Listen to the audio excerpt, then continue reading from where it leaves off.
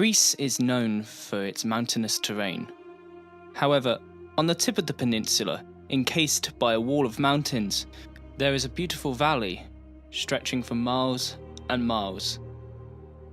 The ancient inhabitants of this area would come to call it Laconia, and its people would be one of the most warlike cultures in ancient Greece.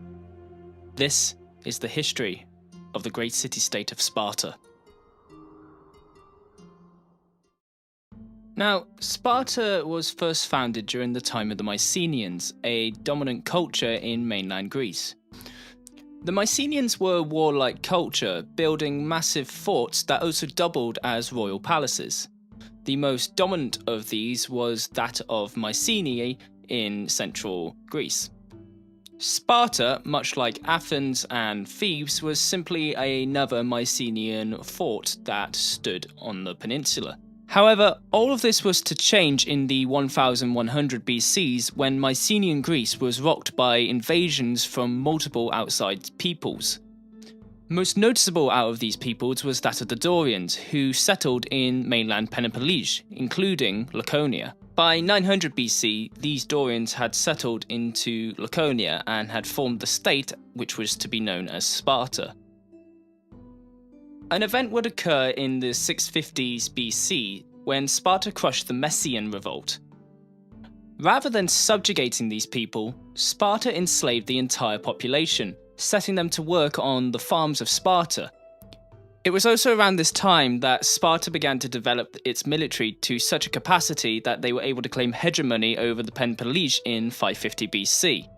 Training their young men from a very early age to become warriors, Sparta soon developed a reputation as a fierce military power. Sparta went to such extremes with their military that they began assessing the qualities of newborn babies. If the baby had any physical defects, it would then be left to die on a mountaintop. This separating the weakest from youngest resulted in the Spartan military becoming one of the most elite militaries in Greece. However, it also had the effect of limiting Sparta's population to around a few thousand. This would have drastic implications in the near future.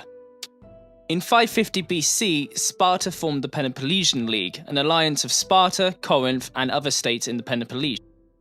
Sparta also found itself at war with the city of Argos. However, despite repeated sieges, Sparta failed to take the city, with Argos successfully defending themselves against them. The status quo in Greece, however, was about to change, as in 480 BC, the Greco-Persian War started.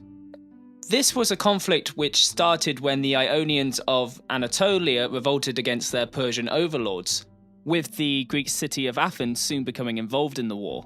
Athens soon proved itself to be a growing military power, defeating the Persians at the Battle of Marathon. However, this angered the Persian kings, who eventually, in 480 BC, invaded mainland Greece. Recognizing this as a threat, Sparta and Athens formed an alliance, with Sparta marching out to the pass of Thermopylae, hoping to delay the Persians. Numbering only 300 Spartans, the small expeditionary force held off the Persians for 3 days before being completely overwhelmed. Sparta and Athens would eventually triumph over the Persians. However, in the process they had become huge rivals in mainland Greece.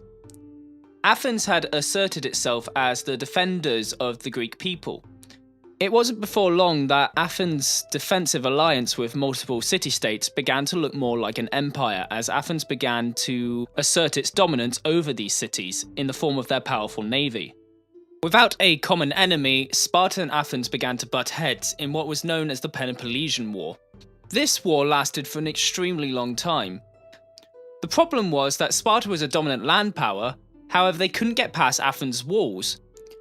Furthermore, the Spartans couldn't besiege Athens because Athens had a port, linking it to supplies from abroad. Eventually, the Spartan general Lysander managed to defeat an Athenian fleet and blockade the port. This eventually led to Athens capitulating in 404 BC. With this, Sparta claimed hegemony over the entirety of Greece. However, it wasn't long before this hegemony began to be challenged by other city-states. The Spartan populace never really recovered from the two massive wars they had just fought, and as a result, Thebes managed to claim hegemony over Sparta in the 370s.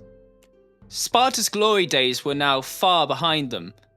However, Sparta managed to resist the invading Macedonians under Philip II and Alexander the Great, maintaining their independence for the foreseeable future.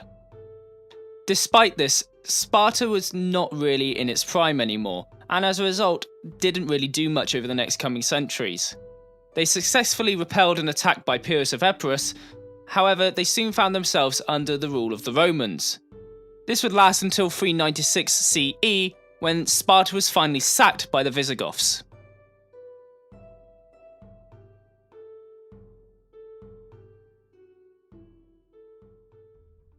What's interesting about Sparta is how they spun a web of propaganda around their city. For example, Thermopylae is now ingrained in the Western civilization as a last heroic defense against the Eastern barbarians, protecting Western freedom.